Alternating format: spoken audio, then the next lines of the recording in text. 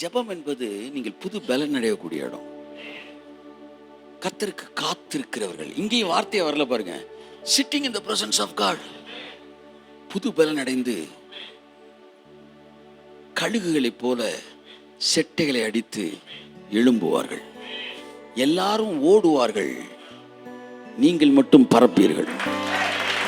I want you to enter into the supernatural realm.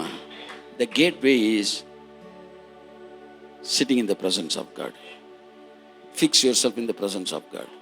தேவனுடைய பிரசன்னத்தோடு இணைத்துக் கொள்ளுங்கள். இதுவரை ஓடி வந்த நீங்கள் இனி பறக்க ஆரம்பிப்பீர்கள். பல வருடமாக நான் இந்த வார்த்தை, இந்த ரெவலேஷனை திரும்ப திரும்ப திரும்ப ஞாபகப்படுத்திக் கொள்கிறேன். இன்றைக்கு ஞாபகப்படுத்துகிறேன். நீங்கள் கடவுளுடைய சமூகத்துக்கு போகலன்னா ஓடிட்டே தான் இருப்பீங்க.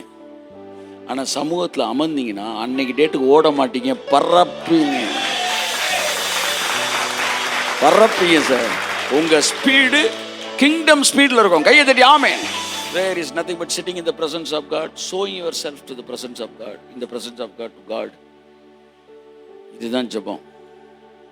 போங்க, அமருங்க, ரீசெட் பண்ணுங்க லைஃபை, ரெனியூ பண்ணுங்க உங்கள் மைண்டை, ரெனியூ பண்ணுங்க உங்கள் மைண்டை, உங்களை ரிலீவ் பண்ணுங்க டெவில்ஸ் கிளச்சஸ்லேருந்து, இல்லை உங்கள் ஹேபிச்சுவல் கிளச்சஸ்லேருந்து ரிலீவ் பண்ணுங்க, ரீசெட் பண்ணுங்க, ரெனியூ பண்ணுங்க, ரிலீவ் பண்ணுங்க.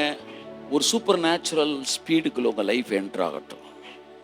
ஸோ வருகிற மாதங்களை தேவனுடைய சமூகத்தில் அமருவதற்கென்று நான் அர்ப்பணிக்கிறேன். கையை தட்டி. மனிதனுடைய சத்தங்களுக்கு நான் என்னை குறைத்து கொள்ளுகிறேன். கடவுளுடைய சமூகத்தில் அமர நான் நேரம் எடுக்கிறேன். கொஞ்சம் என்டர்டெயின்மெண்ட்ஸ் எல்லாத்தையும் கொஞ்சம் மூட்டை கட்டுங்க. அடுத்த 3 மாதங்கள் it will sharpen your life.